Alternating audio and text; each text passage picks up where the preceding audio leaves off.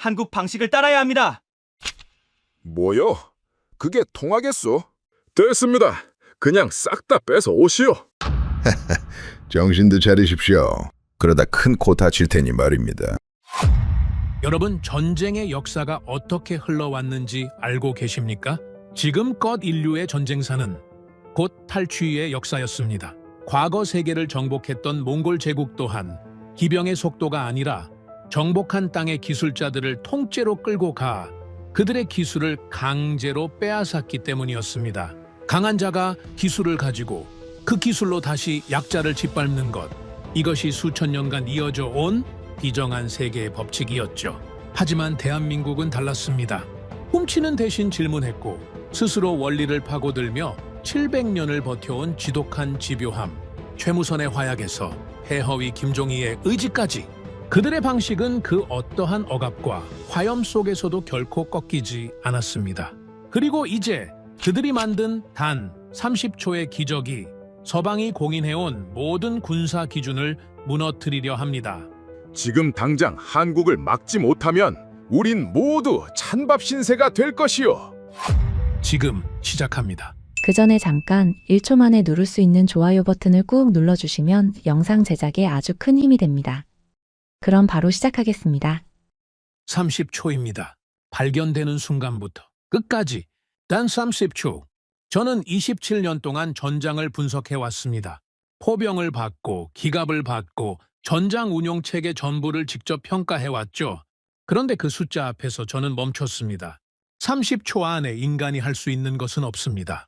판단도 회피도 방역도 아무것도 없죠. 이건 우리가 알던 전쟁이 아니었습니다. 저는 마이클 하딩입니다. 나토 무기평가위원회 수석 분석관이죠. 미 국방부 펜타곤 전략 분석실을 거쳐 나토 합동무기 평가 프로젝트를 총괄해왔습니다. 포병, 기갑, 전장 운용체계.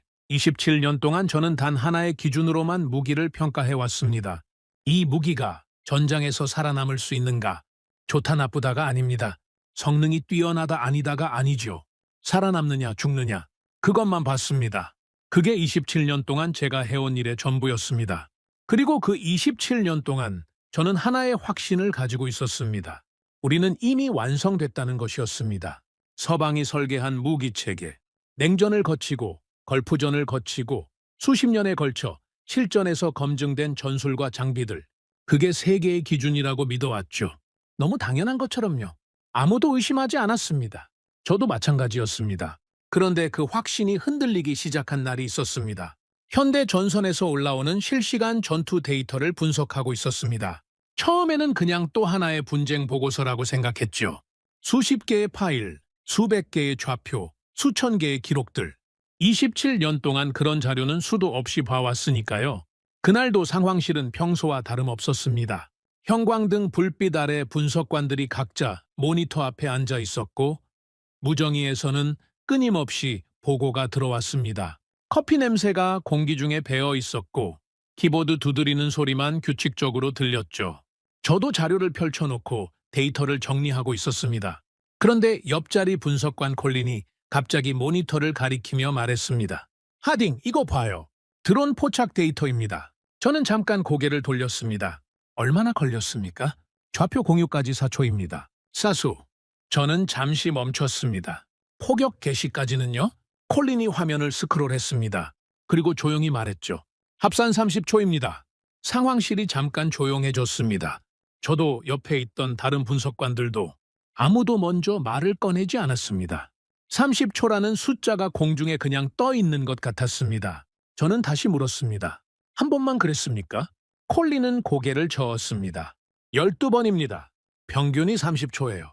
12번, 평균 30초. 저는 그 숫자를 머릿속에서 되새겼습니다. 30초 안에 병사가 무엇을 할 수 있겠습니까? 판단을 내립니까? 명령을 기다립니까? 몸을 숨깁니까? 아무것도 없습니다. 발견됐다는 것 자체가 이미 끝을 의미했습니다. 포탄은 떨어지지 않았습니다. 쏟아졌습니다. 특정 좌표를 향해 집중 타격이 이루어졌습니다. 한 발이 아니었죠. 한 방향이 아니었습니다. 연속이었고 집중이었습니다. 멈추지 않았습니다. 그 좌표 위에 있는 모든 것이 순식간에 사라졌습니다. 병력이 집결하는 행위 자체가 스스로 표적을 알리는 것이 됐습니다. 진영을 갖추는 순간 그게 죽음의 신호가 됐죠. 우리가 수십 년 동안 훈련받아온 방식이었습니다. 집결하고 진영을 갖추고 전진하는 것. 그 방식이 이 전장에서는 오히려 죽음의 방식이 됐습니다. 저는 그게 믿기지 않았습니다. 우리가 가르쳐온 것들이, 우리가 기준이라고 믿어온 것들이 이 전장 앞에서 무너지고 있었습니다. 나토 측에서도 반격을 시도했습니다. 좌표를 확보하고 포병을 배치하고 반격을 준비했죠. 교범대로였습니다. 순서도 맞았고 속도도 우리가 기준으로 삼아온 범위 안에 있었습니다. 그런데 보고가 올라왔습니다. 무정이 너머로 목소리가 들렸습니다. 좌표 확인 완료. 방역 준비됐습니다. 이동하라. 지금 당장. 잠시 침묵이 흘렀습니다. 아무것도 없습니다. 저는 무정이를 쥔 손에 힘이 들어갔습니다. 다시 말해봐요. 아무것도 없다는 게 무슨 말입니까? 빈 진지입니다. 흔적만 남아 있습니다. 이미 이동한 것 같습니다. 상황실이 다시 조용해졌습니다. 이번에는 아까와 다른 침묵이었습니다. 당혹감이 섞인 침묵이었죠. 누군가 낮게 욕설을 뱉었습니다. 다른 누군가는 의자를 뒤로 밀었습니다.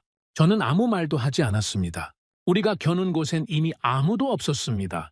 쏘고 이동한 것이 아니었습니다. 쏘고 사라진 것이었죠. 우리가 반격을 준비하는 그 짧은 시간 동안 상대는 이미 다른 좌표에 있었습니다. 한 번이라면 전술적 실수로 볼 수 있습니다. 상황이 나빴다고, 판단이 늦었다고 설명할 수 있죠. 그런데 반복됐습니다.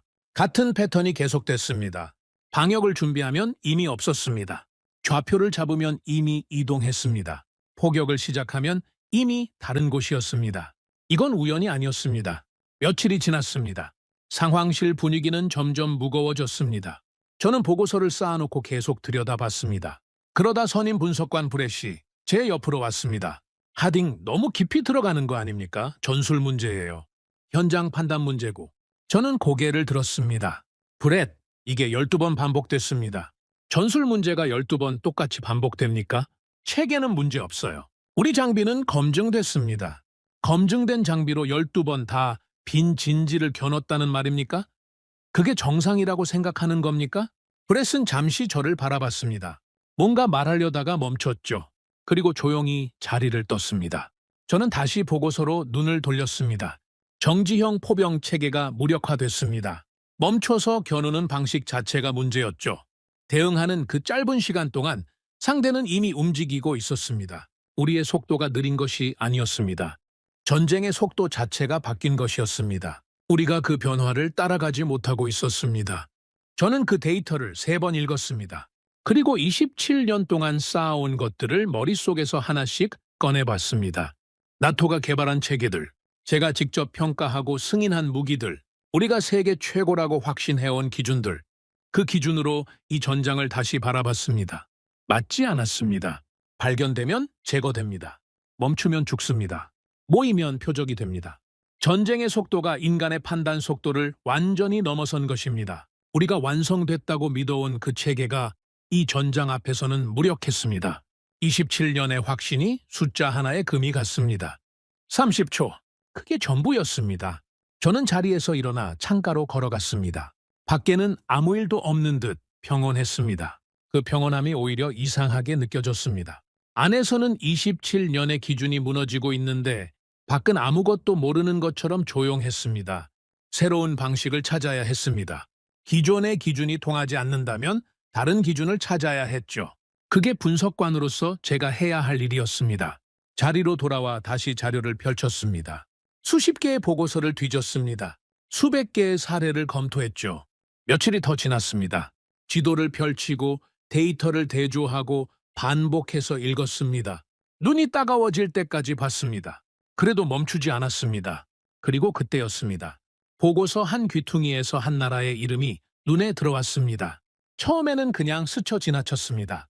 그런데 다음 보고서에도 등장했습니다. 또 다음 보고서에도 나왔죠.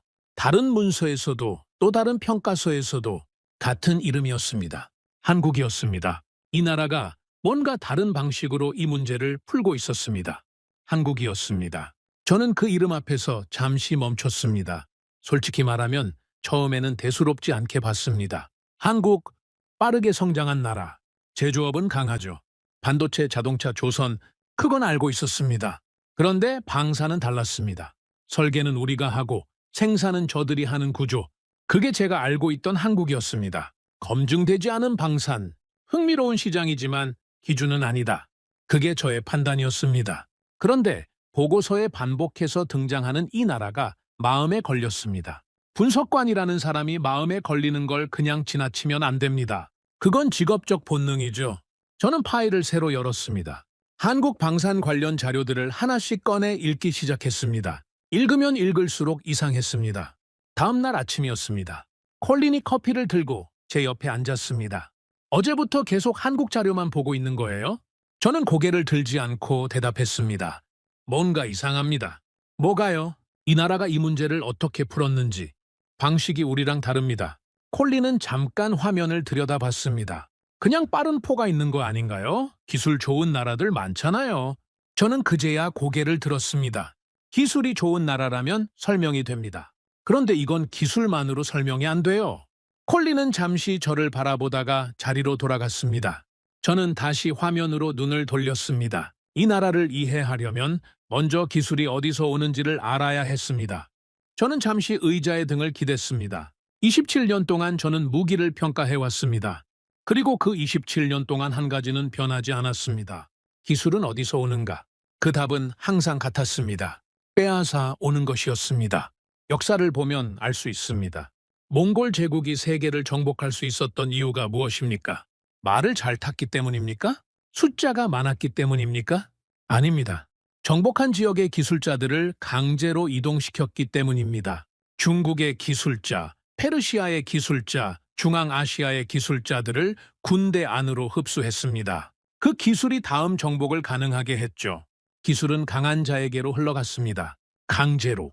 유럽도 다르지 않았습니다. 수백 년에 걸친 전쟁이 기술을 만들었습니다. 전쟁이 필요를 만들고 필요가 발명을 만들고 발명이 다음 전쟁을 만들었죠. 화약도 대포도 소총도 전쟁 없이 만들어진 것이 없었습니다.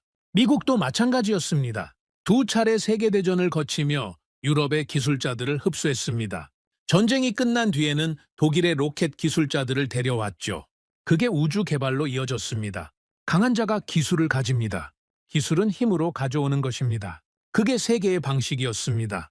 저는 그게 당연하다고 생각했습니다. 역사가 그렇게 흘러왔으니까요. 의심할 이유가 없었습니다. 그런데 한국은 달랐습니다. 이 나라는 그 길을 선택하지 않았습니다. 아니, 선택하지 않은 것인지, 선택할 수 없었던 것인지. 처음에는 그 차이도 불분명했습니다.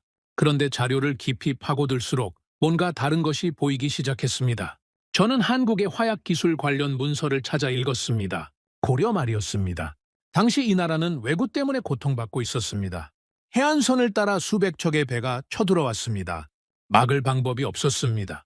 화약이 있으면 달랐겠지만 화약 기술은 없었습니다. 당시 화약 기술을 가진 나라는 중국이었습니다. 원나라였죠. 그렇다면 어떻게 해야 합니까?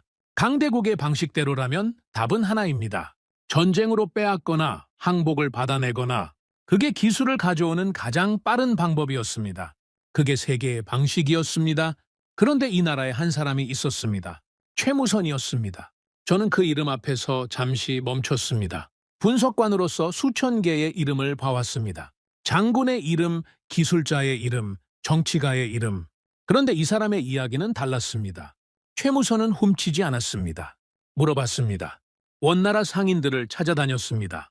화약을 어떻게 만드는지, 염초를 어떻게 정제하는지, 어떤 비율로 섞는지 끊임없이 물었습니다. 그런데 아무도 알려주지 않았습니다. 기술은 권력이었습니다. 쉽게 넘겨줄 사람이 없었죠. 저는 이 부분을 읽으면서 솔직히 이해가 안 됐습니다. 왜 훔치지 않았을까? 왜 기다렸을까? 강한 자가 기술을 가진다는 건 그 시대에도 마찬가지였습니다. 더 빠른 방법이 있었을 텐데. 그런데 최무선은 계속 물었습니다. 몇 달이 지났습니다. 몇 년이 지났습니다. 주변에서 비웃었습니다. 저 사람이 도대체 뭘 하는 거냐고. 원나라 상인들 뒤나 쫓아다니는 거냐고. 관직에 있는 사람이 체면도 없이 저러고 다닌다고. 그래도 멈추지 않았습니다. 저는 거기서 잠깐 책상에서 등을 떼고 생각했습니다. 이게 무슨 의미인지. 분석관으로서 데이터를 보는 게 아니라 이 사람이 왜 그랬는지를 생각했습니다. 명예를 위해서였을까? 나라를 위해서였을까? 아니면 그냥 포기를 못하는 성격이었을까? 어떤 이유인지는 알 수 없습니다. 다만 한 가지는 알 수 있었습니다. 이 사람은 기다릴 줄 알았다는 것이죠. 기술을 가져오기 위해 빼앗는 대신 기다렸습니다. 그리고 계속 물었습니다. 결국 이원이라는 원나라 기술자를 만났습니다. 자세한 경위는 기록마다 다릅니다. 하지만 분명한 건 최무선이 그로부터 염초 제조의 핵심 단서를 얻어냈다는 것입니다. 수년간의 질문이 마침내 실마리를 만들어낸 것이죠. 저는 그 대목을 읽으면서 잠시 멈췄습니다. 기술을 빼앗은 것이 아니었습니다. 기다리고 물어서 결국 얻어낸 것이었습니다. 그리고 얻어낸 뒤에는 거기서 멈추지 않았습니다. 이해하려 했습니다. 원리를 파고들었습니다. 단순히 따라 만드는 것이 아니라 왜 그렇게 되는지를 알려 했죠. 저는 그게 낯설었습니다. 우리는 기술을 가져올 때 원리보다 결과를 봤습니다. 이게 작동하는가? 이게 더 강한가? 그게 기준이었죠. 왜 그렇게 되는지는 나중의 문제였습니다. 그런데 이 사람은 달랐습니다. 결과보다 원리를 먼저 이해하려 했습니다. 그리고 그날 밤 저는 혼자 상황실에 남아 있었습니다. 다른 분석관들은 이미 퇴근했습니다. 형광등 하나가 깜빡였습니다. 커피는 식어 있었습니다. 저는 최무선에 대한 기록을 다시 처음부터 읽었습니다. 훔치지 않았다. 물어봤다. 포기하지 않았다. 이해하려 했다. 저는 27년 동안 무기를 평가해왔습니다. 포병을 받고 기갑을 받고 미사일을 받습니다. 그런데 이 사람 이야기를 읽으면서 처음으로 무기가 아닌 다른 것이 눈에 들어왔습니다. 방식이었습니다. 기술을 다루는 방식, 기술을 얻는 방식, 기술을 이해하는 방식. 그게 우리와 근본적으로 달랐습니다. 저는 그게 갑자기 중요하게 느껴졌습니다. 왜 그랬는지는 그때도 정확히 설명할 수 없었습니다. 그냥 본능이었죠. 27년 동안 전장 데이터를 보면서 생긴 직업적 본능. 뭔가 중요한 것을 발견했을 때 오는 그 느낌. 다음날 아침 브레시 출근하자마자 제게 왔습니다. 하딩, 어젯밤에 여기 있었습니까? 네. 브레시 제 책상 위를 봤습니다. 파일이 쌓여 있었습니다. 식은 커피잔이 2개였습니다. 뭘 찾고 있는 겁니까? 저는 잠깐 생각했습니다. 어떻게 설명해야 할지 몰랐습니다. 기술이 어디서 오는지 보고 있습니다. 브레시 피식 웃었습니다. 그건 다 알잖아요? 우리가 만들었죠. 저는 고개를 들었습니다. 우리가 만들었습니까? 아니면 우리가 가져온 겁니까? 브레스는 대답하지 않았습니다. 저는 다시 화면을 봤습니다. 그리고 속으로 생각했습니다. 우리는 기술을 가져왔습니다. 빠르게, 강하게, 효율적으로. 그게 세계의 방식이었습니다.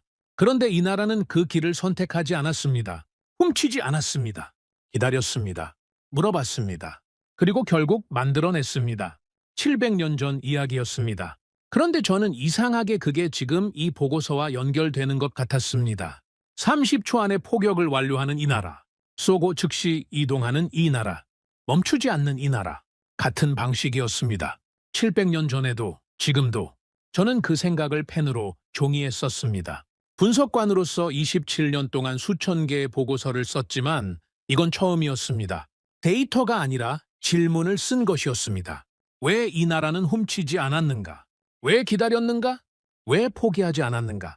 그리고 그 방식이 700년이 지난 지금까지 이어지고 있는 것인가?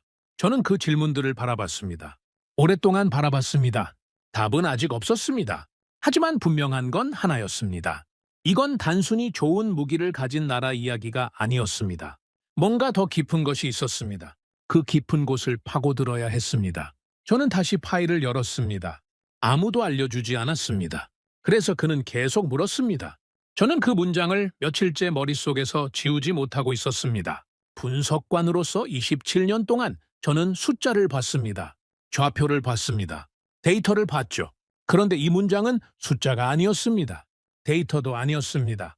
그런데 이상하게 머릿속에서 떠나지 않았습니다. 아무도 알려주지 않았습니다. 그래서 그는 계속 물었습니다. 저는 최무선에 대한 기록을 더 깊이 파고들기 시작했습니다. 고려 말이었습니다. 최무선이 화약 기술을 구하러 다니던 그 시절, 저는 당시 상황을 머릿속에 그려봤습니다. 분석관의 습관이죠. 숫자와 기록만 보는 게 아니라 그 뒤에 있는 상황을 재구성하는 것. 그게 27년 동안 제가 해온 방식이었습니다. 왜구가 해안선을 따라 쳐들어오고 있었습니다. 수십 척, 수백 척, 막을 방법이 없었습니다. 칼과 활로는 한계가 있었죠. 화약이 필요했습니다. 원거리에서 배를 불태울 수 있는 무기, 그게 있으면 달랐습니다. 최무선은 그걸 알고 있었습니다. 그래서 원나라 상인들을 찾아다녔습니다. 시장통에서 항구에서 어디서든 원나라 사람을 만나면 물었습니다. 염초를 어떻게 만드는지, 화약의 배합 비율이 어떻게 되는지, 어떤 온도에서 어떻게 처리하는지 끊임없이 물었습니다. 그런데 아무도 말해주지 않았습니다. 당연한 일이었습니다. 화약 기술은 그 시대 최고의 군사 기밀이었습니다. 그걸 함부로 알려줄 사람이 어디 있겠습니까? 원나라 상인들은 무시했습니다. 어떤 이는 비웃었습니다. 어떤 이는 아예 자리를 피했죠. 주변에서도 말이 많았습니다. 최무선이 모시고 있던 관청의 동료가 하루는 이렇게 말했습니다. 도대체 언제까지 저러실 겁니까? 상인들한테 구걸이라도 하실 작정입니까? 최무선은 대답하지 않았습니다. 관직에 계신 분이 체면이 있으셔야죠. 원나라 사람들이 우리를 어떻게 보겠습니까? 그래도 최무선은 대답하지 않았습니다. 저는 그 장면을 상상했습니다. 최무선의 표정이 어땠을지. 화가 났을까요? 부끄러웠을까요? 아니면 그냥 아무 감정이 없었을까요? 기록은 그것까지는 알려주지 않았습니다. 다만 한 가지는 알 수 있었습니다. 멈추지 않았다는 것이죠. 몇 달이 지났습니다. 1년이 지났습니다. 2년이 지났습니다. 계속 물었습니다. 계속 찾아다녔습니다. 거절당하면 다른 사람을 찾았습니다. 무시당하면 다시 시도했습니다. 포기라는 선택지가 처음부터 없었던 것처럼 보였습니다. 저는 그게 이해가 됐습니다. 분석관으로서 이해가 된 것이 아니었습니다. 인간으로서 이해가 됐죠. 무언가를 반드시 해야 한다는 확신이 있을 때 인간은 멈추지 않습니다. 체면도 조롱도 거절도 그 확신을 꺾지 못합니다. 최무선에게 그 확신은 무엇이었을까요? 왜구였습니다. 해안선을 따라 불타는 마을들, 끌려가는 사람들, 막지 못하는 현실. 최무선은 그걸 보면서 살았습니다. 그리고 자신이 그걸 막을 수 있다는 걸 알았죠. 화약만 있으면 그 하나의 확신이 수년의 거절을 버티게 했습니다. 그러다 이원을 만났습니다. 원나라 기술자였습니다. 정확한 경위는 기록마다 조금씩 다릅니다. 하지만 분명한 건 최무선이 이원으로부터 염초 제조의 핵심 단서를 얻어냈다는 것이죠. 수년간의 질문이 마침내 실마리를 만들어낸 순간이었습니다. 저는 콜린을 불렀습니다. 이거 봐요. 콜린이 화면을 들여다봤습니다. 염초 제조법이요? 이걸 얻어내는데 몇 년이 걸렸는지 알아요? 얼마나요? 정확한 기록은 없습니다. 하지만 최소 수년입니다. 그것도 계속 거절당하면서 콜린이 잠시 화면을 바라봤습니다. 근데 그게 지금 우리가 분석하는 것과 무슨 상관이에요? 저는 잠깐 생각했습니다. 아직 모르겠습니다. 하지만 뭔가 연결되는 것 같아요. 콜린은 고개를 갸웃하며 자리로 돌아갔습니다. 저는 다시 화면을 봤습니다. 최무선이 단서를 얻어낸 뒤 무엇을 했는지가 중요했습니다. 저는 그 부분을 천천히 읽었습니다. 그냥 만들지 않았습니다. 이해하려 했습니다. 염초가 왜 그렇게 작용하는지, 배합 비율이 왜 중요한지, 온도와 습도가 어떤 영향을 미치는지, 단순히 따라 만드는 것이 아니라 원리를 파고들었습니다. 실패했습니다. 다시 했습니다. 또 실패했습니다. 또 다시 했습니다. 기록에는 실패의 횟수가 나오지 않습니다. 하지만 성공이 쉽지 않았다는 건 분명했습니다. 화약은 그 시대 가장 복잡한 기술 중 하나였으니까요. 단서 하나를 얻었다고 해서 바로 만들 수 있는 게 아니었습니다. 그래도 포기하지 않았습니다. 결국 고려 조정이 움직였습니다. 화통도감이 설립됐습니다. 국가 차원의 무기 연구 기관이었죠. 최무선이 그 책임을 맡았습니다. 이제 혼자가 아니었습니다. 사람이 모였고 자원이 생겼고 체계가 갖춰졌습니다. 저는 그 대목을 읽으면서 잠깐 멈췄습니다. 개인의 집요함이 국가의 체계가 된 순간이었습니다. 혼자 시장통을 돌아다니며 질문을 던지던 한 사람이 이제 국가 무기 연구의 중심에 서게 됐습니다. 수년의 거절과 조롱이 이 순간을 만들었습니다. 그리고 화통도감에서 무기가 만들어졌습니다. 18종의 화기였습니다. 화포, 화전, 다양한 형태의 화약 무기들. 저는 그 목록을 하나씩 읽었습니다. 분석관으로서 무기 목록을 보는 건 익숙한 일이었습니다. 그런데 이건 달랐습니다. 이게 어떻게 만들어졌는지를 알고 보니 숫자가 다르게 보였습니다. 18종, 수년의 질문, 수없는 거절, 수없는 실패, 그리고 진포대첩이었습니다. 저는 그 전투 기록을 펼쳤습니다. 서기 1380년이었습니다. 왜구가 500척의 배를 이끌고 금강 하구에 나타났습니다. 500척이었습니다. 저는 그 숫자를 다시 확인했습니다. 500척. 현대 기준으로 봐도 어마어마한 숫자였습니다. 고려 수군이 맞섰습니다. 화포를 탑재한 함선들이었습니다. 최무선이 만들어낸 화포들이었죠. 저는 그 전투 상황을 머릿속으로 그려봤습니다. 500척의 외선이 금강 하구를 가득 메우고 있습니다. 노를 젓는 소리, 함성 소리. 수적으로는 압도적이었습니다. 그런데 고려 함선이 먼저 움직였습니다. 거리를 유지했습니다. 접근하지 않았습니다. 가까이 붙어 칼을 휘두르는 방식이 아니었죠. 멀리서 화포를 쐈습니다. 외선들이 불타기 시작했습니다. 한 척이 불타고 또 한 척이 불타고 불이 번졌습니다. 500척이 한꺼번에 혼란에 빠졌습니다. 적은 다가오지도 못했습니다. 저는 그 부분을 읽으면서 등줄기가 서늘해지는 느낌이 들었습니다. 분석관으로 27년을 살아왔지만 전술의 전환점을 마주할 때의 그 느낌은 여전히 날카로웠습니다. 이건 단순한 전투가 아니었습니다. 전쟁의 방식 자체가 바뀐 순간이었습니다. 접근전에서 원거리 화력전으로, 칼과 활이 중심이던 전장에서 화포가 중심인 전장으로, 최무선이 수년 동안 시장통을 돌아다니며 물어왔던 그 질문들이 이 순간 전쟁의 판도를 바꿔놓았습니다. 저는 자리에서 일어나 창가로 걸어갔습니다. 밖은 여전히 조용했습니다. 아무 일도 없는 것처럼요.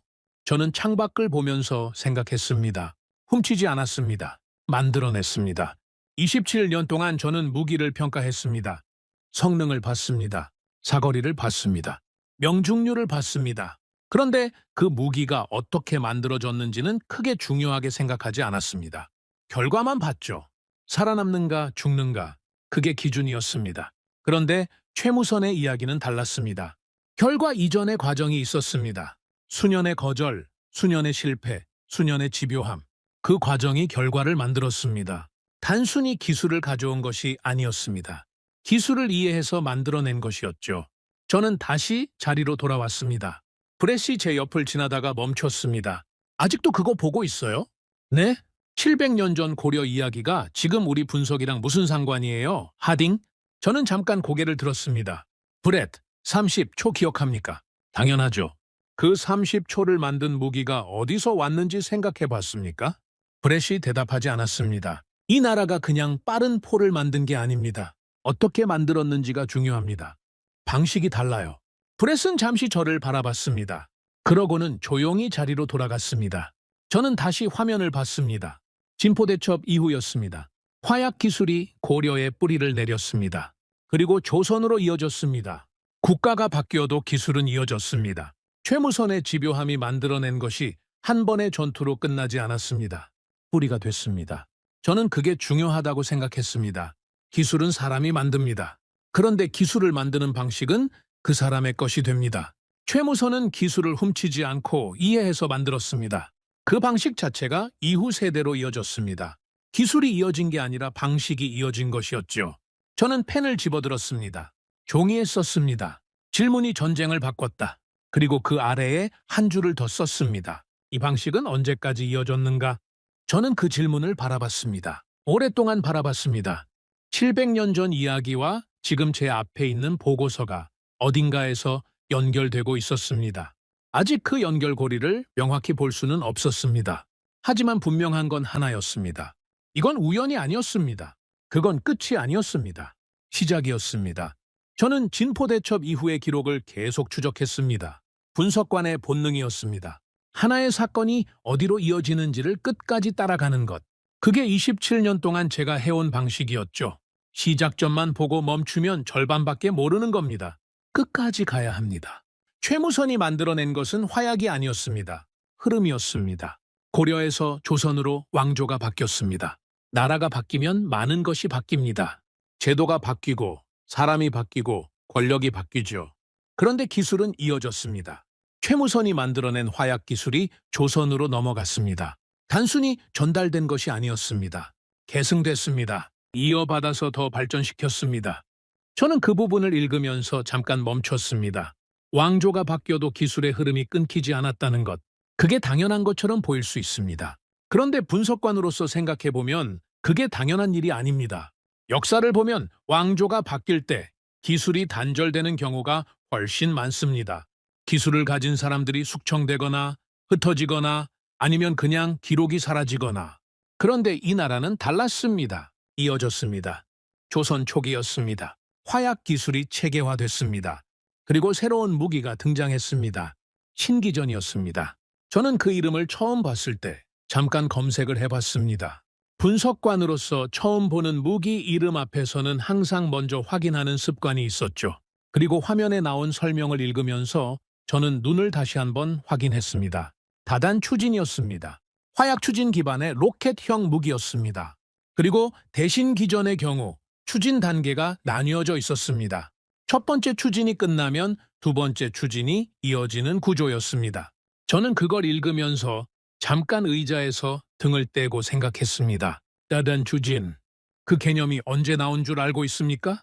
현대 로켓 기술의 핵심 개념입니다. 우주 발사체에 쓰이는 원리죠.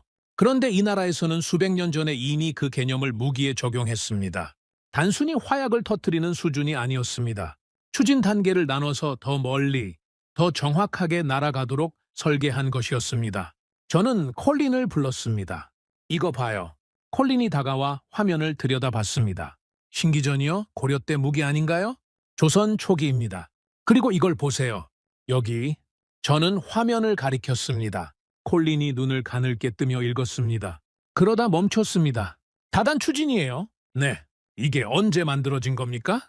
15세기입니다. 콜린이 잠시 말이 없었습니다. 저도 말하지 않았습니다.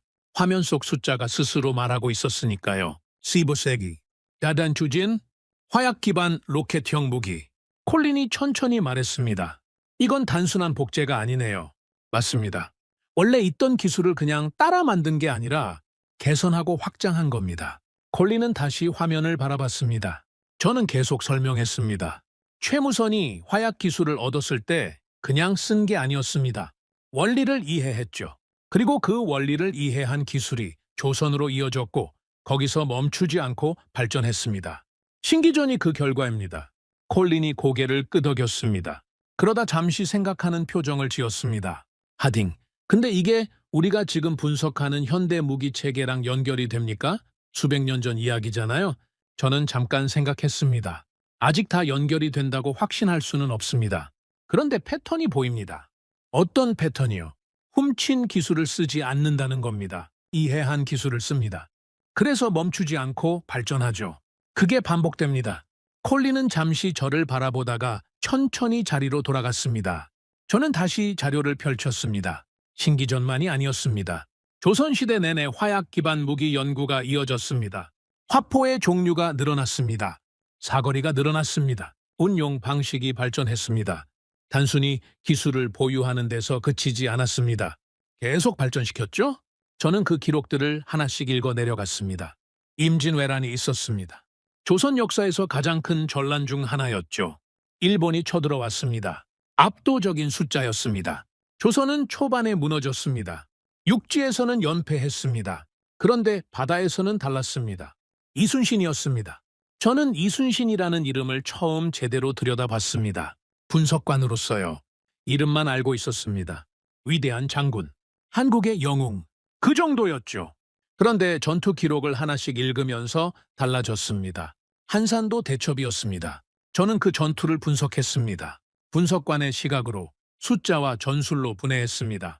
일본 함선과 조선 함선의 숫자부터 봤습니다. 숫자로는 열세였습니다. 그런데 결과는 반대였습니다. 왜 그랬는지를 봤습니다. 하객진이었습니다.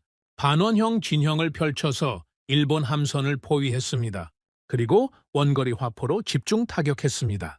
접근을 허용하지 않았습니다. 일본 함선이 가진 강점, 즉 병사들이 배 위에 올라와 칼을 휘두르는 방식이 처음부터 불가능한 구조를 만들었습니다. 저는 그 전술을 보면서 등줄기가 서늘해지는 걸 느꼈습니다. 이게 어디서 본 방식이었습니다. 진포대첩이었습니다. 최무선이 500척의 외선을 상대할 때 썼던 방식, 거리를 유지하면서 원거리 화력으로 압도하는 것, 적이 접근하기 전에 제거하는 것, 그 방식이 200년이 지난 뒤에도 그대로 이어지고 있었습니다. 훈련된 것이 아니었습니다. DNA였습니다. 저는 그 생각이 들었을 때 잠깐 멈췄습니다. 분석관으로서 감정적인 표현을 쓰는 건 습관이 아니었습니다. 그런데 달리 표현할 말이 없었습니다. 방식이 유전자처럼 이어지고 있었습니다. 기술자에서 기술자로, 장군에서 장군으로, 왕조에서 왕조로 저는 브렛을 찾았습니다. 상황실 한쪽에서 다른 보고서를 보고 있었습니다. 저는 그 옆에 의자를 끌어당겼습니다. 브렛, 잠깐 봐요. 브렛이 고개를 들었습니다. 저는 화면을 보여줬습니다. 진포대첩 전술 기록과 한산도 대첩 전술 기록을 나란히 펼쳤습니다. 이게 뭐가 보입니까? 브렛이 양쪽을 번갈아 봤습니다. 비슷하네요. 얼마나 비슷합니까? 거의 같은데요? 이 두 전투 사이에 얼마나 시간이 흘렀는지 알아요? 브렛이 날짜를 확인했습니다. 200년? 200년입니다. 왕조도 바뀌었습니다. 지휘관도 달랐습니다. 그런데 전술의 핵심이 같습니다. 브렛이 잠시 화면을 바라봤습니다. 표정이 바뀌는 게 보였습니다. 처음에는 그냥 흘려듣는 표정이었는데 뭔가 생각하는 표정으로 바뀌었죠. 이게 우연이 아니라는 말이에요? 저는 그렇게 보입니다. 브렛이 팔짱을 끼고 생각했습니다. 하지만 하딩, 비슷한 상황에서 비슷한 전술이 나오는 건 당연한 거 아닌가요? 적이 배를 타고 오면 원거리 화포로 쏘는 게 논리적 결론이잖아요? 맞습니다. 그런데 그 원거리 화포 자체를 만들 수 있었던 이유가 있어야죠. 그게 최무선이고, 그리고 그게 이어진 겁니다. 단절 없이 브렛이 잠시 말이 없었습니다. 저는 계속했습니다. 우리가 27년 동안 평가해온 체계들을 생각해봐요. 미국이든 영국이든 독일이든 기술이 어디서 왔습니까? 전쟁으로 가져오거나 다른 나라 기술자들을 데려오거나 아니면 사왔죠. 그런데 이 나라는 달랐습니다. 스스로 물어서, 스스로 이해해서, 스스로 발전시켰습니다. 그 방식 자체가 반복됩니다. 브렛이 천천히 고개를 끄덕였습니다. 그러면 그 방식이 지금도 이어진다는 말이에요? 저는 잠깐 멈췄습니다. 그걸 확인하려고 합니다. 브렛이 의자를 당겼습니다. 처음으로 제 이야기에 제대로 관심을 보이는 것 같았습니다. 어디까지 추적할 겁니까? 일제강점기까지요. 그 이후에 무슨 일이 있었는지. 브렛의 표정이 살짝 굳었습니다. 그 시기라면 단절됐을 것 같은데요. 저도 그렇게 생각했습니다. 생각했다는 건 지금은 아니라는 말이에요? 저는 대답하지 않고 다시 화면으로 눈을 돌렸습니다. 브렛은 잠시 저를 바라보다가 자리로 돌아갔습니다. 저는 계속 읽었습니다. 조선 후기였습니다. 화약 기술이 계속 발전했습니다. 무기 체계가 다양해졌습니다. 그런데 그것만이 아니었습니다. 기록 체계도 발전했습니다. 무기를 어떻게 만들었는지, 어떤 배합으로 만들었는지, 어떤 과정을 거쳤는지 그 모든 것이 기록으로 남았습니다. 화기도감의 기록들이었습니다. 군기시의 기록들이었습니다. 저는 그 목록을 보면서 놀랐습니다. 단순한 제조 기록이 아니었습니다.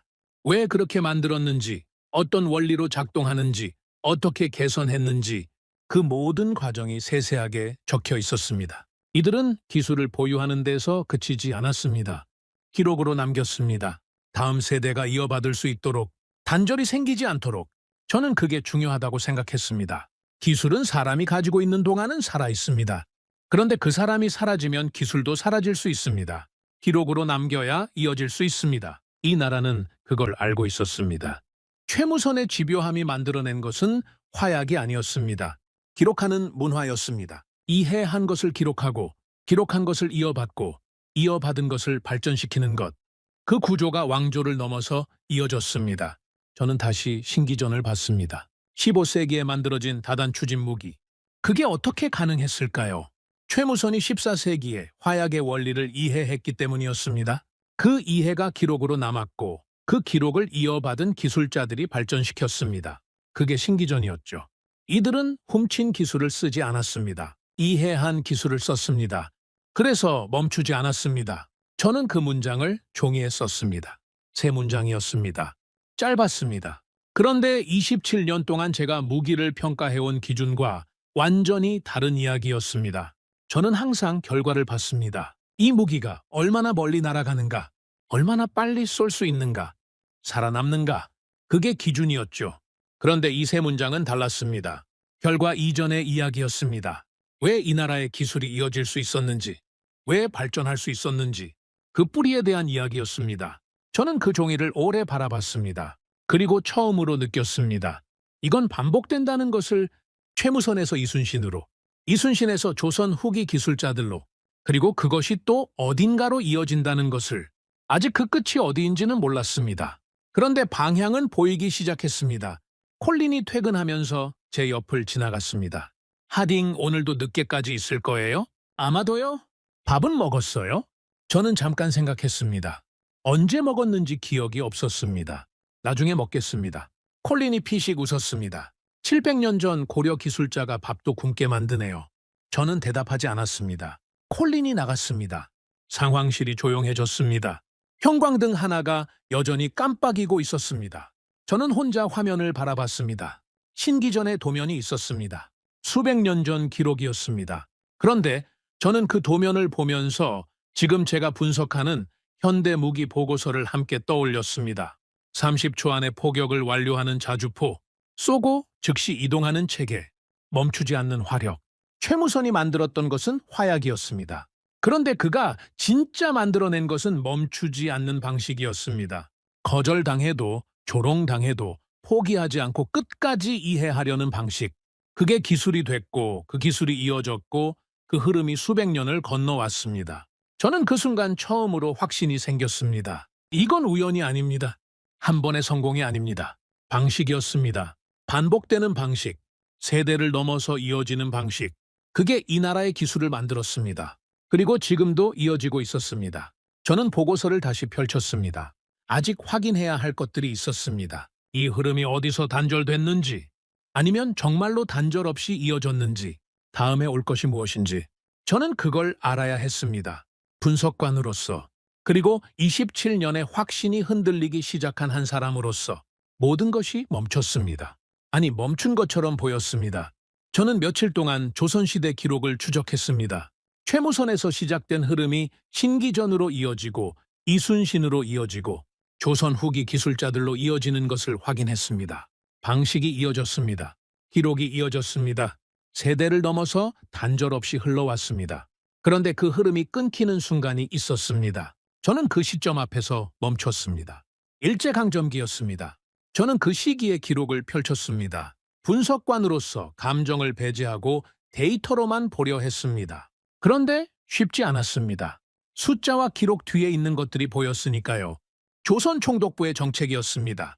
무기 제조 금지, 화약 생산 통제, 군사기술 연구 전면 차단, 조목조목 정리된 통제 목록이 있었습니다. 저는 그것을 하나씩 읽었습니다. 단순히 무기를 못 만들게 한 것이 아니었습니다. 기술을 가질 권리 자체를 빼앗은 것이었습니다. 생각해 보십시오. 최무선이 수년 동안 시장통을 돌아다니며 질문을 던졌습니다. 거절당하고 조롱당하고 그래도 포기하지 않았습니다. 그 집요함이 화약 기술을 만들었고 그 기술이 수백 년을 이어왔습니다. 왕조가 바뀌어도 전쟁이 있어도 흐름은 끊기지 않았습니다. 그런데 이제 그 흐름이 강제로 차단됐습니다. 기술자들이 흩어졌습니다. 연구가 중단됐습니다. 기록이 봉인됐습니다. 수백 년 동안 이어져 온 것들이 하나씩 사라져갔습니다. 저는 그 기록을 읽으면서 이상한 감정이 들었습니다. 분석관으로서는 낯선 감정이었습니다. 분노라고 해야 할지 아니면 허탈함이라고 해야 할지 정확히 뭐라 이름 붙이기 어려웠습니다. 그때 브래시 옆으로 왔습니다. 어디까지 왔어요? 일제강점기입니다. 브래시 의자를 끌어당겼습니다. 요 며칠 사이 브렛의 태도가 달라졌습니다. 처음에는 시큰둥했죠. 700년 전 이야기가 지금 분석이랑 무슨 상관이냐고 했습니다. 그런데 이제는 다가와서 먼저 물었습니다. 그래서 어떻게 됐어요? 저는 화면을 가리켰습니다. 차단도 했습니다. 완전히. 기술이요? 기술만이 아닙니다. 기술을 연구할 권리 자체가 사라졌습니다. 브래시 화면을 읽었습니다. 잠시 침묵이 흘렀습니다. 이러면 흐름이 끊기는 거 아닙니까? 그렇게 보이죠. 그렇게 보인다는 건 실제로는 아니라는 말이에요? 저는 대답하지 않았습니다. 아직 확신이 없었으니까요. 브래시 잠시 저를 바라보다가 자리로 돌아갔습니다. 저는 계속 읽었습니다. 통제는 촘촘했습니다. 무기 관련 기술은 전면 금지였습니다. 화약은 철저히 관리됐습니다. 군사 연구는 물론 관련된 교육조차 차단됐습니다. 수십 년에 걸친 통제였습니다. 한 세대가 그 안에서 태어나고 자랐습니다. 저는 그 시기를 살았던 사람들의 이야기를 찾아봤습니다. 기술자들이 있었습니다. 조선시대까지 이어져 온 기술의 흐름을 알고 있던 사람들이었죠. 그들은 어떻게 됐을까요? 기록이 많지 않았습니다. 흩어졌습니다. 일부는 만주로 떠났습니다. 일부는 그냥 다른 일을 했습니다. 기술을 쓸 수 없으니 기술자로 살 수 없었습니다. 연구소들이 폐쇄됐습니다. 그 자리에 무엇이 들어섰는지는 기록마다 다릅니다. 하지만 분명한 건 수백 년 동안 이어져 온 연구의 공간이 사라졌다는 것이었습니다. 최무선이 처음 화통도감을 세웠을 때부터 이어져 온 그 공간들이. 저는 그날 밤 혼자 상황실에 앉아 있었습니다. 콜리는 일찍 퇴근했습니다. 불에도 없었습니다. 형광등이 깜빡이는 소리만 들렸습니다. 저는 화면을 보다가 잠깐 눈을 감았습니다. 27년 동안 저는 전장을 분석했습니다. 무기가 살아남는지 죽는지를 봤습니다. 어떤 체계가 우월하고 어떤 체계가 열등한지를 판단했습니다. 냉정하게, 감정 없이. 그런데 이 기록 앞에서는 냉정함을 유지하기가 어려웠습니다. 수백 년 동안 이어진 것이 강제로 끊겼습니다. 기술을 가질 권리를 빼앗긴다는 것이 무엇인지 저는 그것을 숫자로 설명할 수 없었습니다. 데이터로 표현할 수 없었습니다. 그냥 무거웠습니다. 그런데 읽다 보니 이상한 부분이 있었습니다. 완전히 사라지지 않았습니다. 저는 그 부분 앞에서 다시 집중했습니다. 분석관의 본능이었습니다. 예상과 다른 데이터가 나오면 더 집중하게 됩니다. 그게 27년의 습관이었죠. 기록이 남아 있었습니다. 전부는 아니었습니다. 상당수는 사라졌습니다. 파기됐거나 숨겨졌거나 아니면 그냥 잊혔습니다. 그런데 일부가 살아남았습니다. 개인이 베껴 적은 기록들이 있었습니다. 누군가의 집 깊숙한 곳에 숨겨진 문서들이 있었습니다. 구전으로 이어진 것들이 있었습니다. 저는 그 이야기들을 하나씩 읽었습니다. 이름이 나오지 않는 사람들이었습니다. 역사에 기록된 위인이 아니었습니다. 그냥 평범한 사람들이었죠. 그런데 이들이 기록을 숨겼습니다. 목숨을 걸고 문서를 지켰습니다. 왜 그랬을까요? 저는 그 이유를 알 것 같았습니다. 최무선이 수년 동안 거절당하면서도 포기하지 않았던 이유와 같았습니다. 이것이 사라지면 안 된다는 확신, 지금 쓸 수 없어도 언젠가는 다시 이어져야 한다는 믿음. 기술은 억압될 수 있습니다. 그런데 그 기술을 향한 방식, 즉 이해하고 기록하고 이어가려는 그 방식은 억압되지 않았습니다.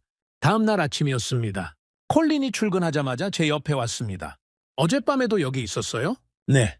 얼굴이 안 좋은데요? 괜찮습니다. 콜린이 제 화면을 봤습니다. 일제강점기 자료예요? 네. 어떻게 됐어요? 기술이 다 사라졌나요? 저는 잠깐 생각하다가 대답했습니다. 사라진 것도 있습니다. 그런데 완전히는 아니었어요. 콜린이 의자를 당겼습니다. 어떻게요? 기록을 숨긴 사람들이 있었습니다. 이름도 없는 사람들이요. 문서를 베껴 적거나 집에 숨기거나 기억으로 이어간 사람들이었습니다. 콜린이 잠시 말이 없었습니다. 그게 실제로 이어졌나요? 나중에? 저는 대답하지 않았습니다. 하딩, 이어졌습니까? 그걸 확인하고 있습니다. 콜린이 잠깐 저를 바라보다가 자리로 돌아갔습니다. 저는 계속 읽었습니다. 해방이 됐습니다. 일본이 물러갔습니다. 그런데 바로 다음이 문제였습니다. 해방의 기쁨이 차에 가시기도 전에 한국전쟁이 터졌습니다. 나라 전체가 전쟁터가 됐습니다. 서울이 함락됐습니다. 부산까지 밀렸습니다. 산업 기반이 무너졌습니다. 기술 인프라가 거의 전무한 상태가 됐죠. 저는 그 시기 기록을 봤습니다. 수치가 있었습니다. 당시 한국의 공업 생산 능력이 얼마나 됐는지, 기술 인력이 얼마나 남아 있었는지, 저는 그 숫자들을 보면서 솔직히 생각했습니다. 이건 끝났다.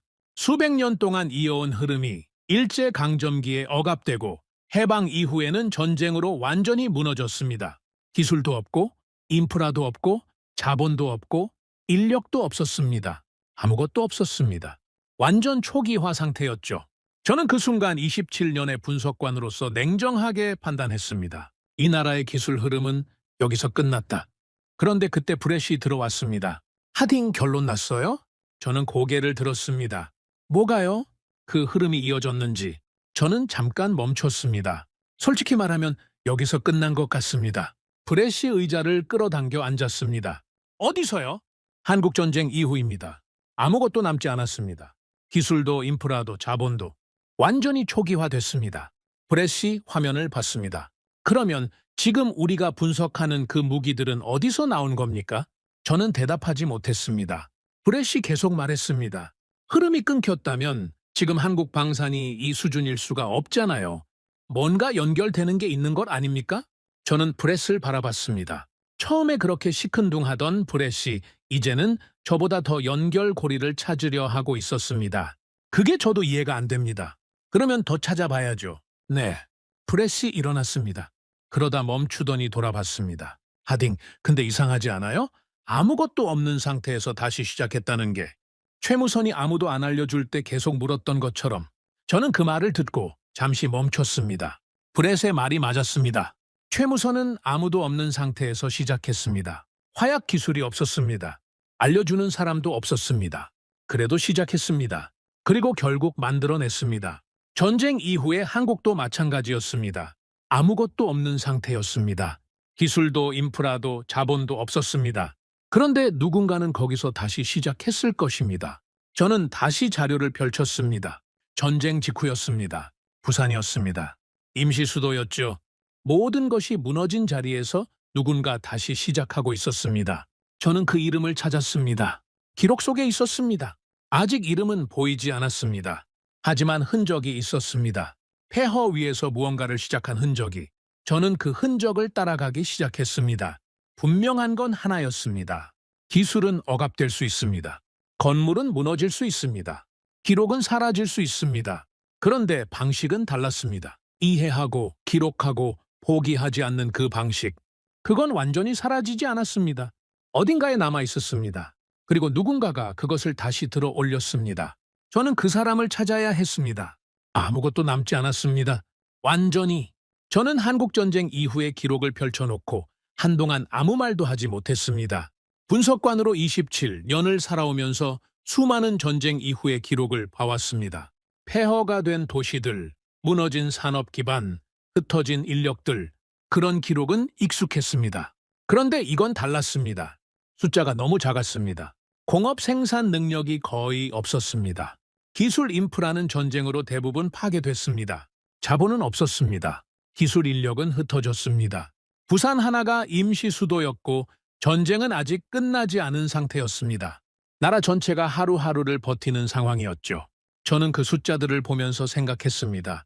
여기서 무언가를 시작한다는 것은 불가능에 가깝습니다. 최무선이 처음 화약 기술을 구하러 다닐 때도 아무것도 없는 상태였습니다. 그런데 그때는 최소한 나라가 있었습니다. 연구할 공간이 있었습니다. 사람이 있었습니다. 그런데 지금 이 기록 속의 한국은 그것조차 없었습니다. 완전 초기화였습니다. 저는 솔직히 생각했습니다. 이 흐름은 여기서 끝났습니다. 그런데 다음 날 아침이었습니다. 콜린이 출근하자마자 제 옆에 왔습니다. 어젯밤에도 있었어요? 네. 콜린이 제 책상을 봤습니다. 파일이 더 쌓여 있었습니다. 결론은요. 아직입니다. 끊겼어요, 흐름이? 저는 잠깐 망설였습니다. 그렇게 보입니다. 콜린이 의자를 당겼습니다. 근데 하딩, 만약 끊겼다면 우리가 지금 분석하는 그 무기들이 어디서 나온 건지 설명이 안 되잖아요? 그게 저도 이해가 안 됩니다. 그러면 끊긴 게 아닐 수도 있다는 거 아닌가요? 저는 대답하지 않았습니다. 콜린이 일어났습니다. 계속 찾아봐요. 뭔가 있을 겁니다. 콜린이 자리로 돌아갔습니다. 저는 다시 화면을 봤습니다. 한국전쟁 직후였습니다. 부산이었습니다. 저는 그 시기, 그 장소에서 시작된 것들을 찾기 시작했습니다. 폐허 위에서 무언가를 시작한 사람의 흔적을 찾아야 했습니다. 그리고 이름 하나가 나왔습니다. 김종희였습니다. 저는 그 이름을 처음 봤을 때 크게 주목하지 않았습니다. 기업인이었습니다. 방산 전문가도 아니었고 군인도 아니었습니다. 그냥 사업을 시작한 사람이었죠. 그런데 읽으면 읽을수록 달랐습니다. 전쟁이 아직 진행 중이던 시절이었습니다. 부산은 임시수도였습니다. 피난민들이 넘쳐났습니다. 먹고 사는 것 자체가 문제였죠. 그 상황에서 김종희는 회사를 세웠습니다. 화약회사였습니다. 저는 그 대목을 읽으면서 잠깐 멈췄습니다.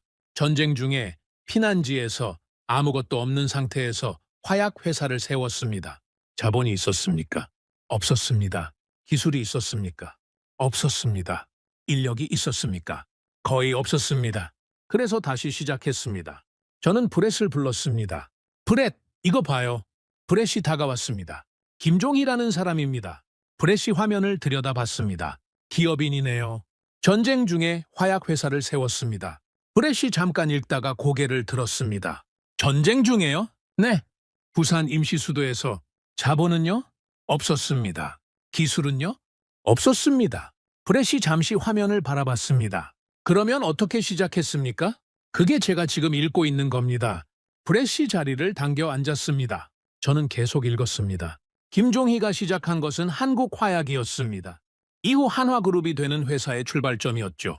그런데 저를 놀라게 한 것은 회사 이름이 아니었습니다. 그가 선택한 방식이었습니다. 처음부터 기술을 사오지 않았습니다. 자력으로 만들려 했습니다. 저는 그 부분을 다시 읽었습니다. 분명히 그렇게 적혀 있었습니다. 당시 외국 기술을 도입하는 것이 더 빠른 방법이었습니다. 다른 나라 회사와 계약을 맺고 기술을 사오고 그걸 그대로 쓰면 됐습니다. 더 빠르고 더 확실했죠.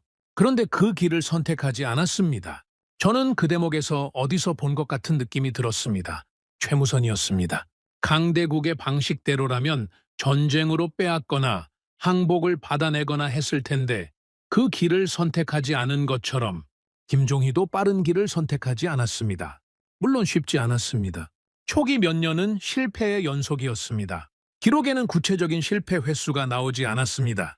하지만 분명한 건 그 과정이 순탄하지 않았다는 것이었죠. 자본도 부족했고 기술도 부족했고 무엇보다 전쟁이 끝난 나라에서 화약을 연구한다는 것 자체가 쉬운 일이 아니었습니다. 그래도 멈추지 않았습니다. 저는 브렛에게 말했습니다. 브렛, 이 사람이 어떻게 하는지 봐요. 브렛이 화면을 봤습니다. 계속 실패하고 있는데요. 그런데 멈추지 않습니다. 왜요? 저는 잠깐 생각했습니다. 필요했으니까요. 이 나라에 화약이 필요했으니까.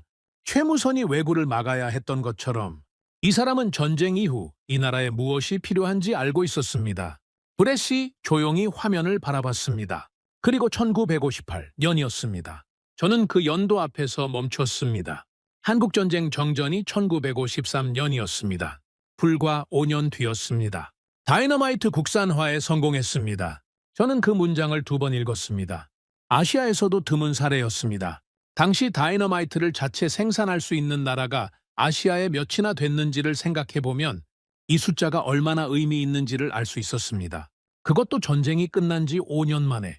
저는 그 숫자가 믿기지 않았습니다. 브렛도 마찬가지였습니다. 5년입니까? 네, 전쟁 직후에 아무것도 없는 상태에서 시작해서 5년 만에 다이너마이트를 자체 생산했다는 말입니까? 그렇습니다. 브렛이 잠시 말이 없었습니다. 저도 말하지 않았습니다. 숫자가 스스로 말하고 있었으니까요. 5년, 아무것도 없는 상태에서 잔력으로. 브렛이 천천히 말했습니다. 이건 단순히 기술을 빨리 습득한 이야기가 아니네요. 맞습니다. 이건 최무선이랑 똑같은 방식이잖아요. 저는 그 말을 듣고 등줄기가 서늘해지는 느낌이 들었습니다. 브렛이 먼저 연결한 것이었습니다. 제가 설명하기 전에 브렛이 먼저 봤습니다. 최무선이 아무도 안 알려줄 때 포기하지 않고 결국 만들어낸 것처럼 김종희도 아무것도 없는 상태에서 포기하지 않고 만들어냈습니다. 브렛이 팔짱을 끼고 생각했습니다. 700년이 흘렀는데 방식이 같습니다. 그렇습니다. 그러면 이게 이어진 겁니까? 아니면 우연입니까? 저는 잠깐 멈췄습니다. 그게 제가 확인해야 하는 겁니다. 브렛이 고개를 끄덕이고 자리로 돌아갔습니다. 저는 혼자 화면을 바라봤습니다. 김종희의 이야기는 다이너마이트에서 끝나지 않았습니다. 그게 시작이었습니다. 한국 화약이 성장했습니다. 기술이 쌓였습니다. 사람이 모였습니다. 자본이 생겼습니다. 그리고 그 기반이 방산으로 이어졌습니다. 저는 그 흐름을 하나씩 추적했습니다.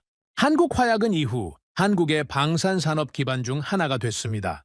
화약 기술이 무기 기술로 이어졌습니다. 단순히 폭발물을 만드는 것에서 그 폭발력을 어떻게 무기에 적용하는가로 발전했습니다. 그리고 그 발전이 또 다음 단계로 이어졌습니다. 저는 그 흐름이 어디서 온 것인지 생각했습니다. 김종희가 갑자기 나타난 것이 아니었습니다. 그 이전에 기록을 숨겼던 이름 모를 사람들이 있었습니다. 일제강점기에도 완전히 사라지지 않은 무언가가 있었습니다. 그게 전쟁 이후에 김종희라는 사람을 통해 다시 모습을 드러낸 것이었습니다. 기술이 이어진 것이 아니었습니다. 방식이 이어진 것이었습니다. 저는 그 생각이 들었을 때 잠깐 눈을 감았습니다. 분석관으로서 27년 동안 저는 무기를 봤습니다. 성능을 봤습니다.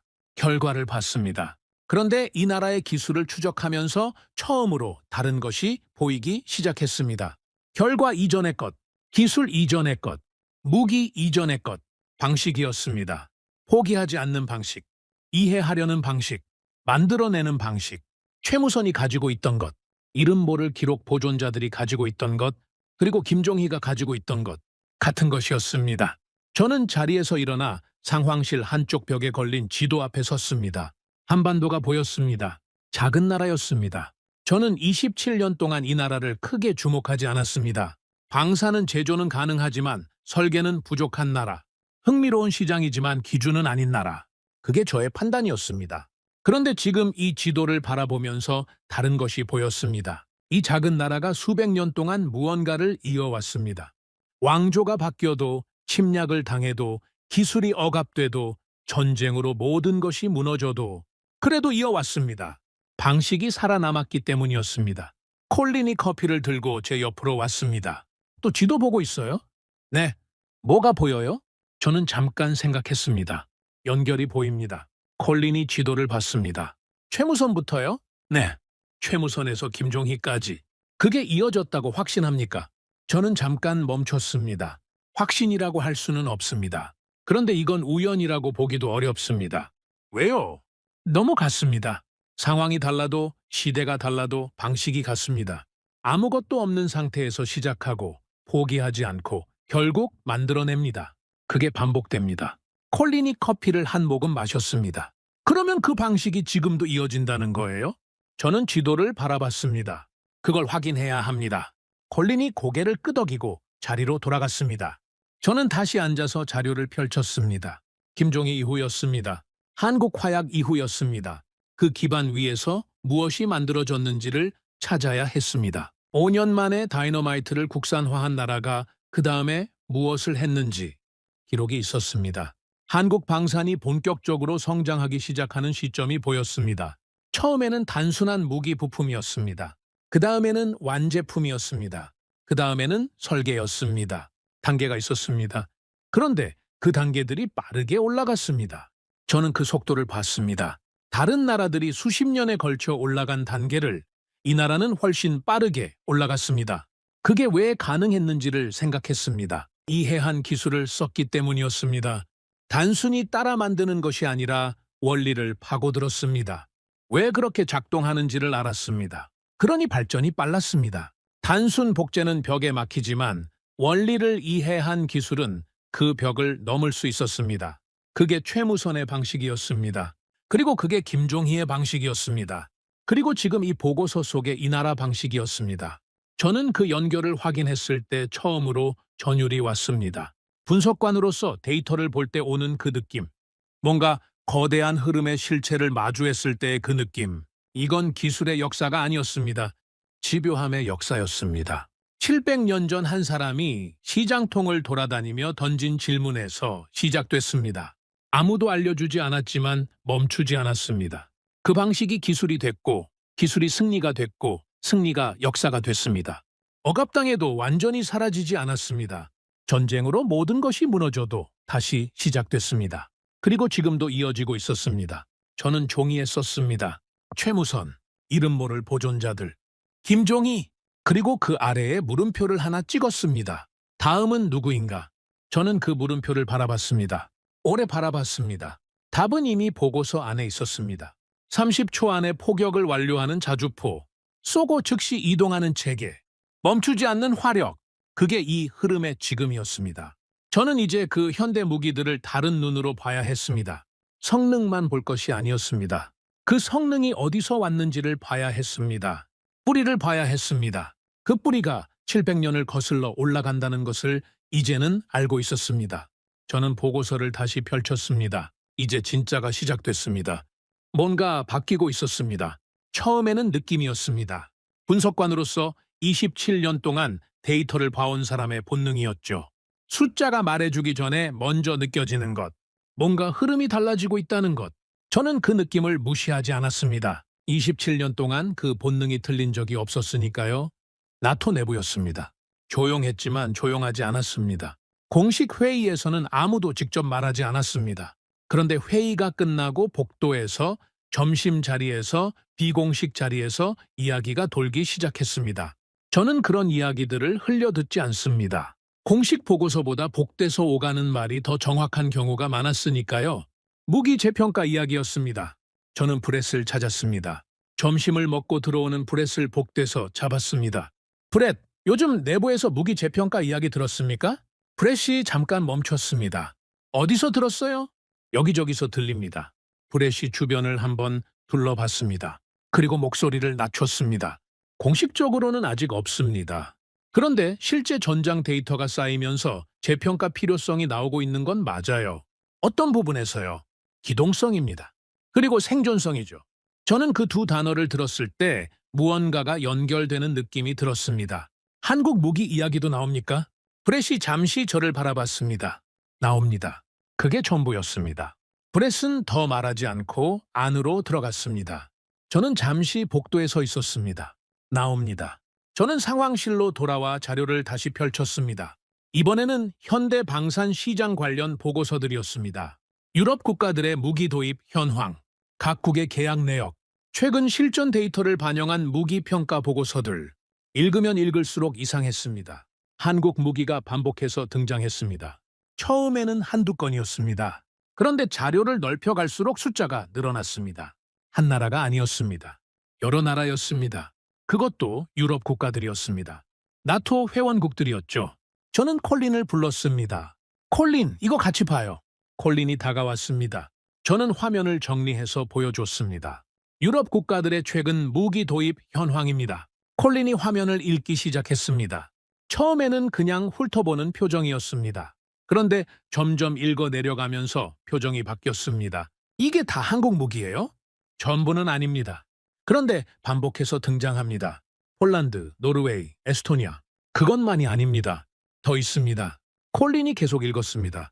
잠시 침묵이 흘렀습니다. 하딩, 이거 단순한 계약이 아닌 것 같은데요? 맞습니다. 기존에 쓰던 서방 무기 대신 한국 무기를 선택하고 있다는 말이잖아요. 그렇게 보입니다. 콜린이 의자를 당겨 앉았습니다. 왜입니까? 가격 때문입니까? 저는 잠깐 생각했습니다. 가격도 있습니다. 그런데 그게 전부가 아닙니다. 그러면요. 실전성입니다. 현대 전장에서 살아남는 방식이 달라요. 저는 화면을 바꿨습니다. 성능 비교 자료였습니다. 이걸 보세요. 한국 자주포의 사격 후 이동 시간입니다. 콜린이 숫자를 봤습니다. 빠르네요.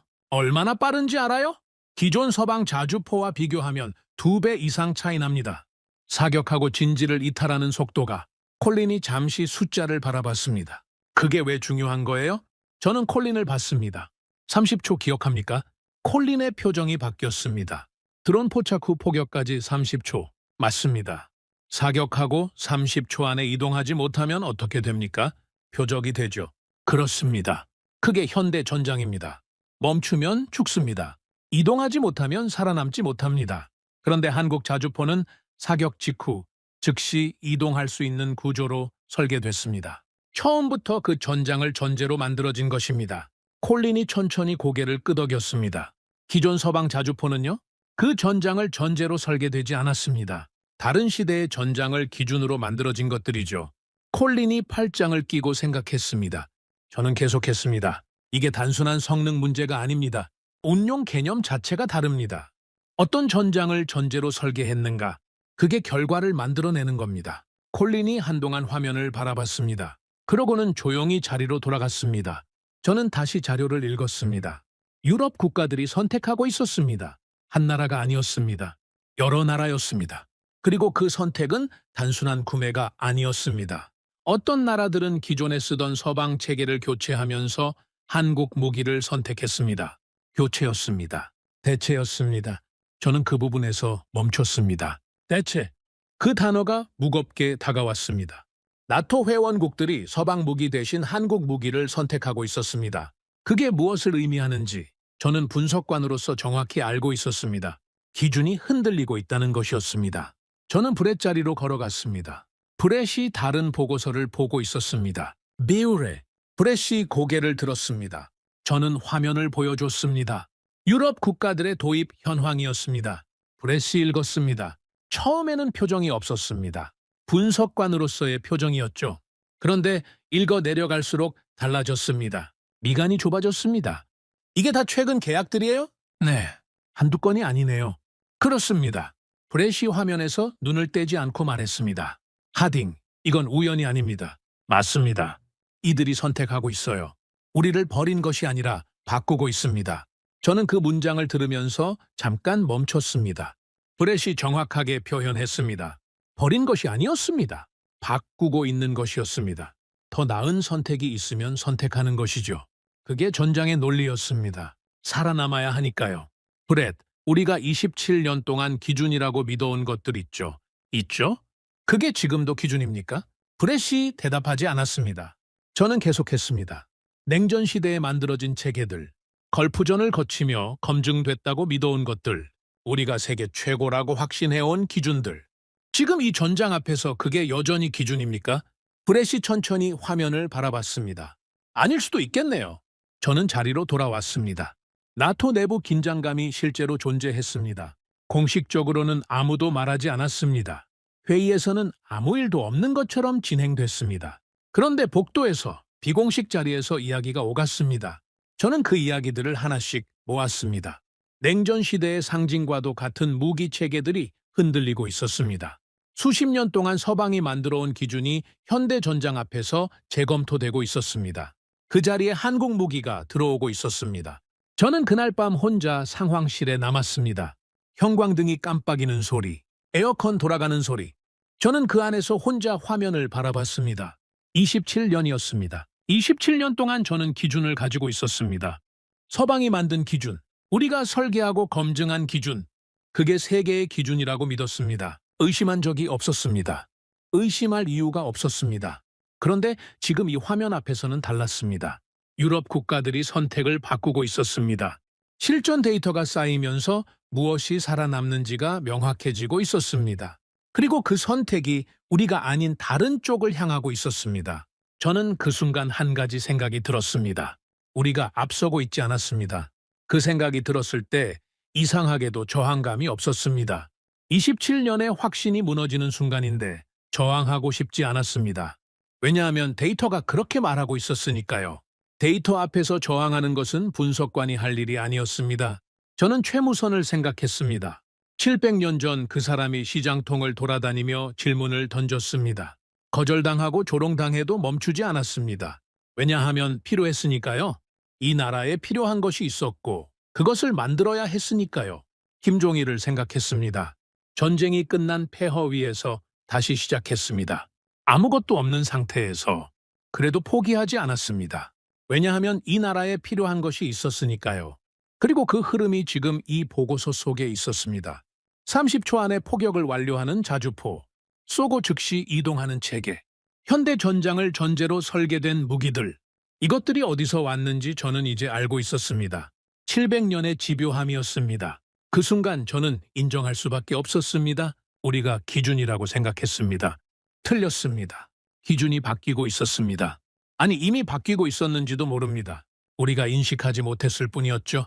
전장이 먼저 알았고 데이터가 먼저 알았고 유럽 국가들이 먼저 알았습니다. 그리고 이제 저도 알게 됐습니다. 저는 종이에 썼습니다. 우리가 기준이 아니게 됐다. 그리고 그 아래에 한 줄을 더 썼습니다. 그러면 기준은 무엇인가? 저는 그 질문을 오래 바라봤습니다. 답은 이미 알고 있었습니다. 그런데 쓰기가 쉽지 않았습니다. 27년의 확신을 가진 사람이 그 답을 쓴다는 것이 어떤 의미인지를 알고 있었으니까요. 저는 펜을 들었습니다. 그리고 천천히 썼습니다. 한국이었습니다. 나는 이제 이해했습니다. 며칠이었습니다. 아니, 몇 주였습니다. 최무선에서 시작해서 신기전을 거치고 이순신을 거치고 일제강점기를 거치고 김종희를 거쳐서 지금 이 보고서까지 저는 그 긴 흐름을 하나씩 따라왔습니다. 분석관으로서 27년 동안 쌓아온 방식으로 데이터를 보고 기록을 읽고 연결을 찾는 방식으로 그리고 이제 그 끝에 서 있었습니다. 저는 아침 일찍 상황실에 나왔습니다. 아무도 없었습니다. 콜린도 브렛도 아직 출근 전이었습니다. 저는 혼자 앉아서 지금까지 정리한 것들을 다시 처음부터 읽었습니다. 처음 30초라는 숫자를 봤던 날부터 최무선의 이름을 처음 봤던 순간부터 김종희의 이야기를 따라가던 밤들까지, 그리고 지금 눈앞에 있는 것들을 봤습니다. K9였습니다. K였습니다. 미사일 방어 체계였습니다. 전투기 사업이었습니다. 저는 그것들을 하나씩 천천히 봤습니다. 이번에는 달랐습니다. 전에는 성능만 봤습니다. 사거리, 명중률, 이동속도, 생존성, 숫자만 봤습니다.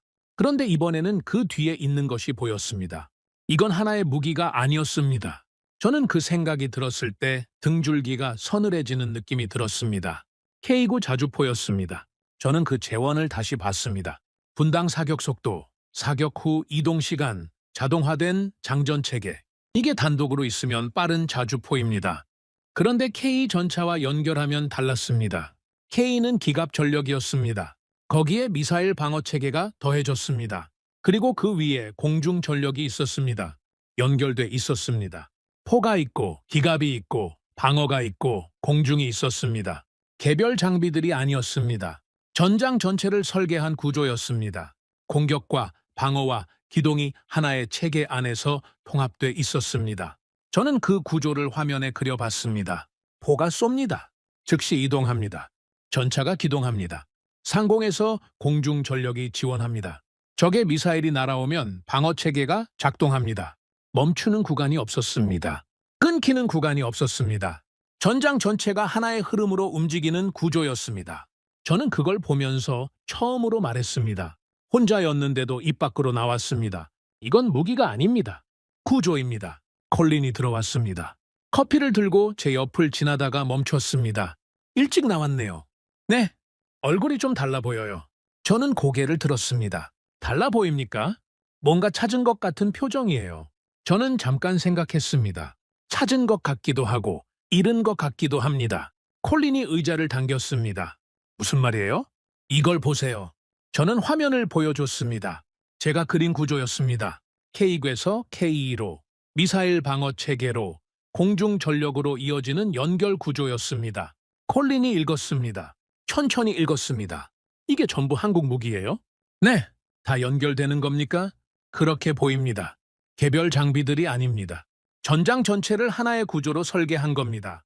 콜린이 한동안 화면을 바라봤습니다. 이건 우리가 하는 것이랑 다르지 않아요? 맞습니다. 그런데 다른 점이 있습니다. 뭐가요? 우리는 각 분야의 장비들을 따로 개발하고 나중에 통합하려 합니다. 그런데 이 나라는 처음부터 통합된 전장을 전제로 설계했습니다. 순서가 달랐습니다. 콜린이 팔짱을 끼고 생각했습니다. 그게 왜 중요한 겁니까? 저는 잠깐 생각했습니다. 최무선을 생각해봐요. 콜린이 저를 봤습니다. 최무선이 화약 기술을 얻었을 때 단순히 화약만 만든 게 아니었습니다. 그걸 어떻게 쓸 것인지를 먼저 생각했습니다. 왜구를 막아야 한다. 그러면 배에서 쏠 수 있어야 한다. 원거리에서 쏠 수 있어야 한다. 전장 전체를 먼저 설계하고 거기에 맞는 기술을 만들었습니다. 콜린이 천천히 고개를 끄덕였습니다. 지금도 그렇게 하고 있다는 말이에요. 그렇습니다. 기술을 먼저 만들고 나중에 어디 쓸지 생각하는 것이 아닙니다. 어떤 전장에서 어떻게 싸울 것인지를 먼저 설계하고 그 설계에 맞는 기술을 만들어냅니다. 방식이 다릅니다. 콜린이 자리에서 일어났습니다. 가면서 한마디 했습니다. 하딩, 이거 보고서로 써야 할 것 같은데요? 저는 대답하지 않았습니다. 콜린이 나갔습니다. 브레시 들어온 건 조금 뒤였습니다. 외투를 걸면서 저를 봤습니다. 또 일찍 나와 있네요. 네, 브레시 다가왔습니다. 제 화면을 봤습니다. 뭐예요, 이게? 한국 방산 전체 구조입니다. 브레시 의자를 당겼습니다. 화면을 읽기 시작했습니다. 저는 말하지 않고 기다렸습니다. 브레시 오래 읽었습니다. 보통 브레스는 빠르게 읽었습니다. 그런데 이번에는 천천히 읽었습니다. 되돌아가서 다시 읽기도 했습니다. 한참 뒤에 브레시 입을 열었습니다. 하딩, 이거 전장을 설계한 겁니까? 그렇게 보입니다. 무기를 만든 게 아니라. 네. 브레시 팔짱을 끼고 등받이에 기댔습니다. 이게 언제부터입니까? 오래됐습니다. 얼마나요? 저는 잠깐 생각했습니다. 700년 전부터라고 봅니다. 브레시 저를 봤습니다. 처음에는 그냥 흘려들을 것 같은 표정이었습니다. 그런데 잠시 생각하더니 고개를 끄덕였습니다. 최무선부터. 네. 그 방식이 이어진 겁니다. 그렇습니다. 브레시 한동안 말이 없었습니다. 저도 말하지 않았습니다. 상황실이 조용했습니다. 에어컨 소리만 들렸습니다. 그러다 브렛이 천천히 말했습니다. 하딩, 나는 처음에 당신이 너무 깊이 들어간다고 했습니다. 기억합니다. 틀렸습니다. 저는 브렛을 봤습니다. 이건 전술 문제가 아니었습니다. 당신 말이 맞았어요. 브렛이 자리에서 일어났습니다. 그러다 멈추더니 돌아봤습니다. 이거 위에 보고해야 합니다. 알고 있습니다. 간단하지 않을 겁니다. 알고 있습니다. 브렛이 자기 자리로 돌아갔습니다. 저는 다시 화면을 봤습니다. K에서 K2로, 미사일 방어 체계로, 공중 전력으로, 그리고 그 전체가 하나의 전장 설계 안에 있었습니다. 이건 단일 무기의 이야기가 아니었습니다. 시스템이었습니다.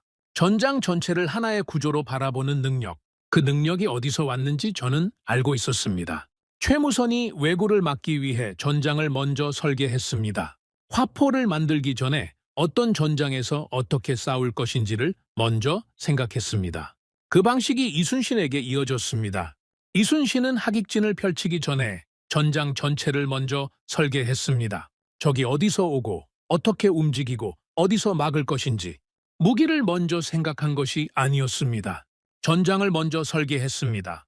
그 방식이 김종희에게 이어졌습니다. 단순히 화약을 만든 것이 아니었습니다. 이 나라에 무엇이 필요한지를 먼저 생각했습니다. 그 필요를 채우기 위해 기술을 만들었습니다. 그리고 지금 이 화면 앞에 있는 것들이 그 흐름의 끝이었습니다.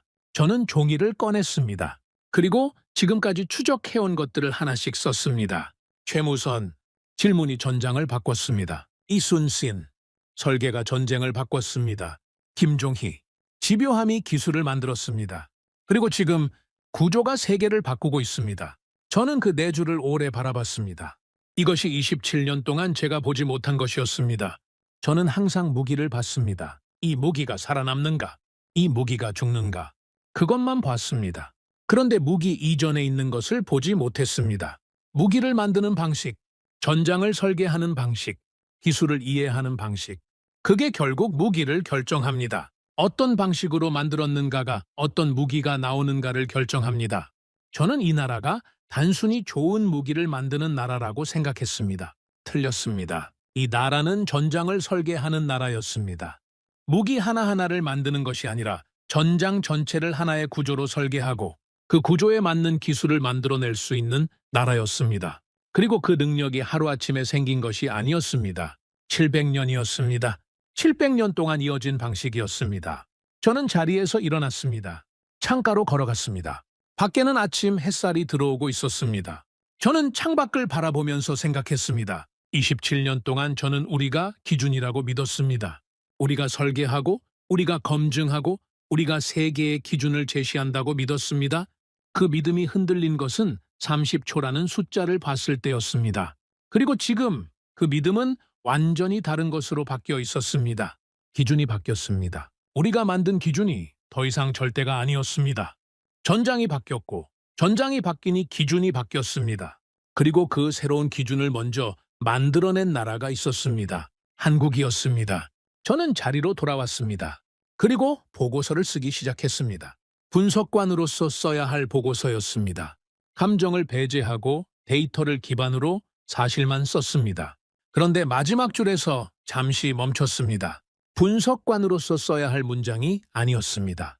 그런데 쓰지 않으면 이 보고서가 완성되지 않는다는 느낌이 들었습니다.